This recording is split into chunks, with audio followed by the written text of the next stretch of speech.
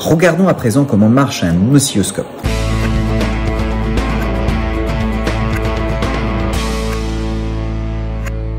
Pour visualiser l'oscilloscope, on a besoin d'un signal qui change au cours du temps et donc on va prendre le signal du GBF.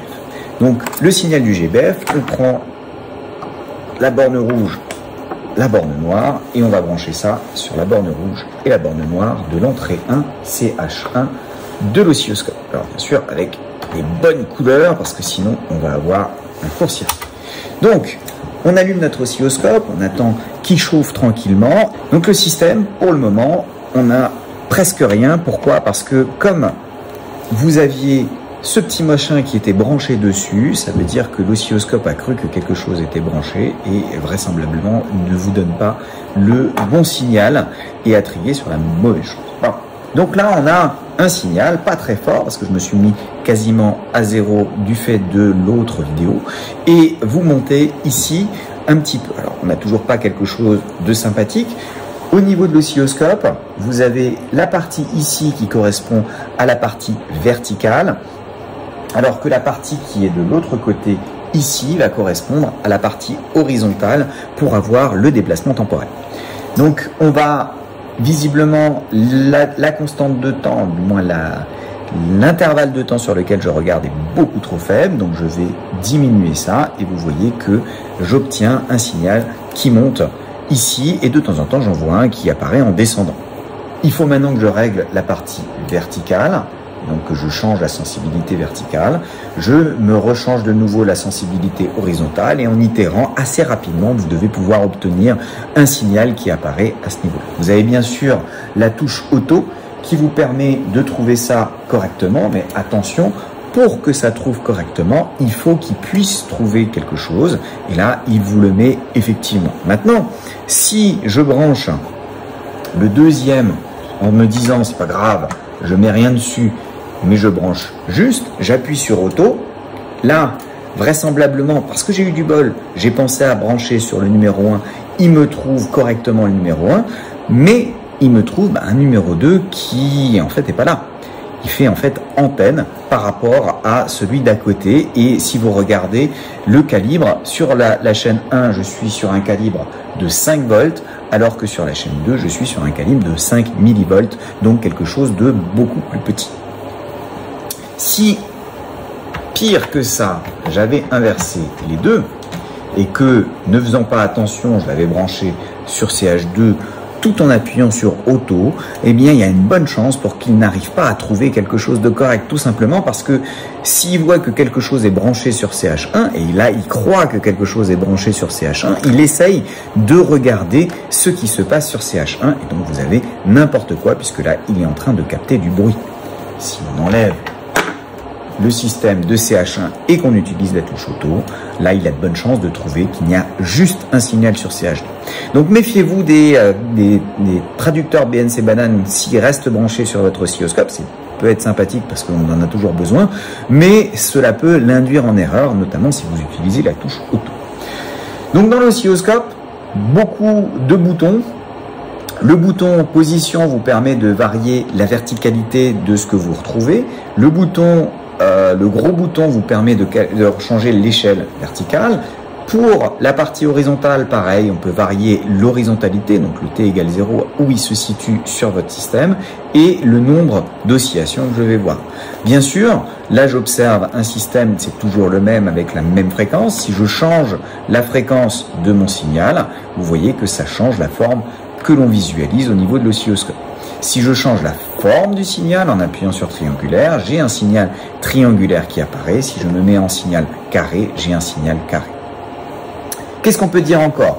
Pas mal de choses au niveau mesure. Quand vous regardez les mesures, vous pouvez choisir la source des mesures, CH1, CH2, et ensuite, par exemple, au niveau des mesures de tension, on peut avoir les crêtes, détection des crêtes, l'amplitude moyenne, et quand on appuie sur le petit bouton, cela va faire apparaître en fait la valeur qui est censée apparaître ici. Bon, sauf que je me suis mis sur CH1 et donc forcément je ne vois rien sur CH1, donc je vais me mettre en source sur CH2 et regarder par exemple la crête maximale, donc le Vmax, et puis l'amplitude moyenne, allez hop, c'est-à-dire la valeur moyenne correspondante. Donc là, j'ai une amplitude moyenne légèrement négative. Normalement, mon GBF est censé me donner quelque chose de centré sur 0, donc avec une amplitude moyenne nulle, ce qui est pas mal. Sur 8 volts, il est à 200 millivolts de décalage. C'est pas trop mal. Et je peux changer ici l'amplitude du GBF et on voit bien que l'amplitude change au niveau du signal. Pareil pour un signal sinusoïdal où la valeur maximale va changer en fonction du bouton amplitude et la valeur moyenne est très proche de 0.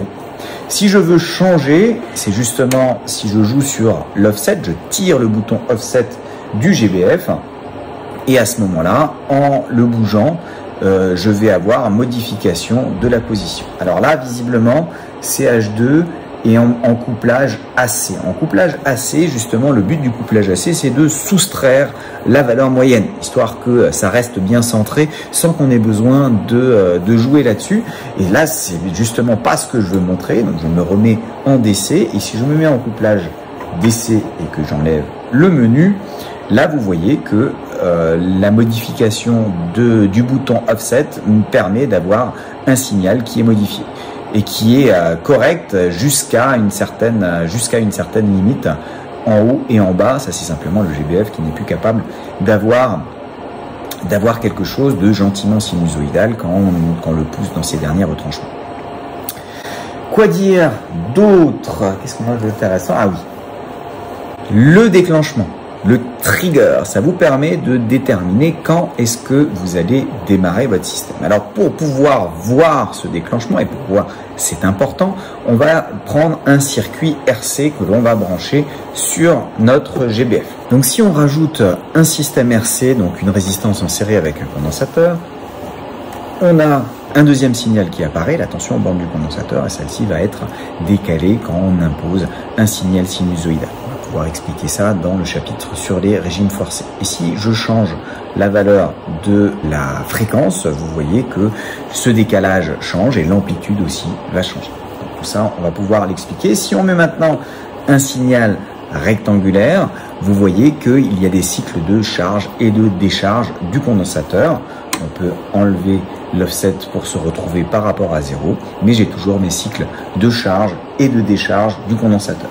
Alors, visiblement, quand on se place là-dessus, au niveau de l'acquisition, donc on va sur le bouton Acquire, vous pouvez mettre une acquisition en prenant une valeur moyenne, par exemple, et donc là, il va prendre 64 images de votre système en faisant l'acquisition correcte. Alors, je voulais encore parler du trigger. Donc, on va se placer juste sur une montée, une descente.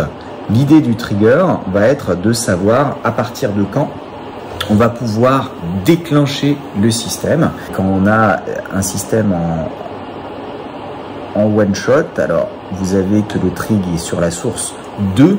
Là, comme c'est le générateur qui monte de manière très directe, ça vous dit que ça déclenche toujours exactement quand j'ai mon 0 qui passe à ce niveau-là. Si maintenant je mets la source sur CH1, alors vous voyez qu'il y a un petit changement à cause de la valeur moyenne, donc je vais me remettre en mode d'acquisition normale.